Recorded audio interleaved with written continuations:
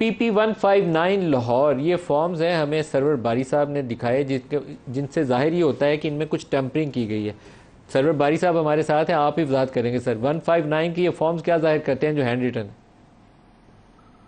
देखिए, hand written form 45 होता ही नहीं है। और अगर आप देखिए फॉर्म, आप वोट डाला हो या जिसने भी वोट डाला है, उनको नजर आएगा, उनको याद होगा कि जो पोलिंग एजेंट्स हैं उनको भी मालूम होगा कि जो फॉर्म 45 होता है उसकी राइट्स पे जो कैंडिडेट्स के नाम होते हैं और हर कैंडिडेट के सामने जो वोट उसको मिले होते हैं हर पोलिंग स्टेशन पे वो दर्ज होते हैं। और ये कब अपलोड किए गए, किस टाइम पे?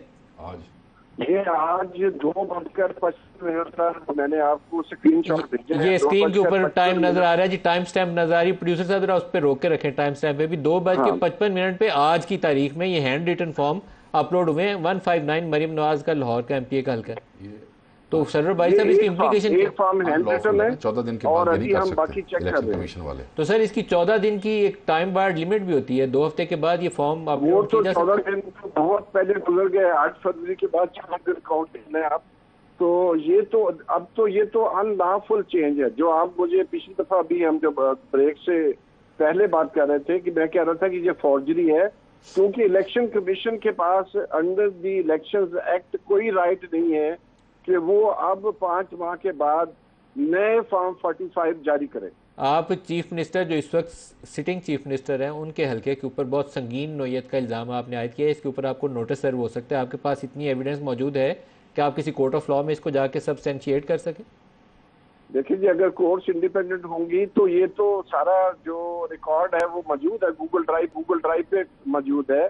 ये मसला सिर्फ PP159 का नहीं है, ये 20 हल्के सूबाई असम्बली के हल्के और एक हल्का कौमी असम्बली का NA25 में 125 में यही कैफियत है। सर भाई साहब, आपका शुक्रिया। एक क्लोजिंग रिमार्क्स ले लूँ आपसे, क्लोजिंग रिमार्क्स 1 मिनट है सिर्फ। मैं ये समझता हूँ कि सर ये जालसाजी इस मुल्क में नहीं चलेगी।